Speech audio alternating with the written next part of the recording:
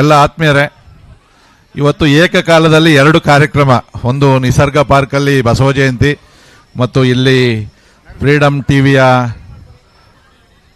ವೀರ ವನಿತೆಯರ ಪ್ರಶಸ್ತಿ 2025. ಈ ಒಂದು ಕಾರ್ಯಕ್ರಮಕ್ಕೆ ಇಡೀ ಕರ್ನಾಟಕಕ್ಕೆ ಪರಿಚಿತರಾಗಿರ್ತಕ್ಕಂಥ ದಕ್ಷ IPS ಅಧಿಕಾರಿ ಅಂತ ಶ್ರೀಮತಿ ರೂಪಾರವರು ಕೂಡ ಈ ಕಾರ್ಯಕ್ರಮ ಬಂದಿದ್ದಾರೆ. ವಿಶೇಷವಾಗಿ ಫ್ರೀಡಮ್ ಟಿವಿ ಭಾಳ ಬೇಗ ಕರ್ನಾಟಕದಲ್ಲಿ ಮನೆ ಮಾತಾಗಿರ್ತಕ್ಕಂಥ ಟಿವಿ.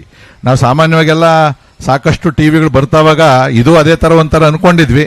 ಆದರೆ ಇವತ್ತು ನಾನು ಆ ವಿಶ್ಲೇಷಣೆ ಇವೆಲ್ಲವನ್ನು ಕೂಡ ಫ್ರೀಡಮ್ ಟಿವಿಯಲ್ಲಿ ನಾವು ನೋಡ್ತಾ ಇರ್ತೀನಿ.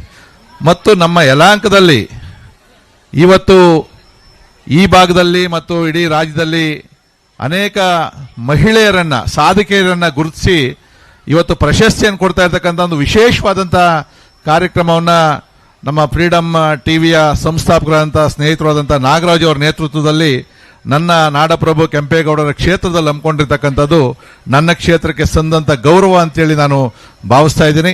ಮತ್ತು ಇವತ್ತು ಯಾರ್ಯಾರು ತಾವೆಲ್ಲ ಕೂಡ ಪ್ರಶಸ್ತಿಯನ್ನು ತಗೊತಾ ಇದ್ದೀರಿ ತಾಯಿಯಂದರು, ನಿಜಕ್ಕೂ ಕೂಡ ಒಂದು ತಾಯಿಗೆ ಒಂದು ಪ್ರಶಸ್ತಿ ಕೊಟ್ಟರೆ ಮಿಕ್ದವ್ರಿಗೆ ಪ್ರೇರೇಪಣೆ ಆಗ್ತದೆ. ಅದು ನಾನು ಕೂಡ ಮುಂದಿನ ದಿನಗಳಲ್ಲಿ ಪ್ರಶಸ್ತಿಯನ್ನು ತಗೊಬೇಕಾದ್ರೆ ಸಮಾಜದ ಕೆಲಸವನ್ನು ಮಾಡಬೇಕು ಅಂತೇಳಿ ಆ ಸಮಾಜಿಮುಖ ಕೆಲಸವನ್ನು ಮಾಡೋದಕ್ಕೆ ತಾಯಂದ್ರನ್ನ ಪ್ರೇರೇಪಣೆ ಕೊಡ್ತಕ್ಕಂಥ ಕೆಲಸವನ್ನು ಇವತ್ತು ಫ್ರೀಡಮ್ ಟಿವಿ ನಮ್ಮ ಯಲಹಂಕದಲ್ಲಿ ಪ್ರಾರಂಭ ಮಾಡಿರ್ತಕ್ಕಂಥದ್ದು ನನಗೆ ಅತ್ಯಂತ ಸಂತೋಷ ತಂದಿರತಕ್ಕಂಥ ವಿಚಾರ ಅಂತಕ್ಕಂಥ ಮಾತನ್ನು ಹೇಳಿ ನಾನು 5 ಬಂದೆ. ನಾನು ಸೇಮ್ 6 ಗಂಟೆಗೆ ಇನ್ನೊಂದು ಪಕ್ಕದಲ್ಲಿ ನಿಸರ್ಗ ಗ್ರೌಂಡಲ್ಲಿ ಕಾರ್ಯಕ್ರಮ ಶುರುವಾಗಿದೆ.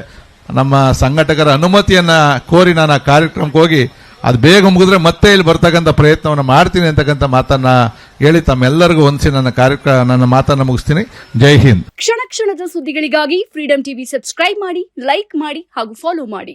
ಹೊಸ ಸುದ್ದಿಗಳ ನೋಟಿಫಿಕೇಶನ್ಗಾಗಿ ಬೆಲ್ ಐಕಾನ್ ಮೇಲೆ ಕ್ಲಿಕ್ ಮಾಡಿ.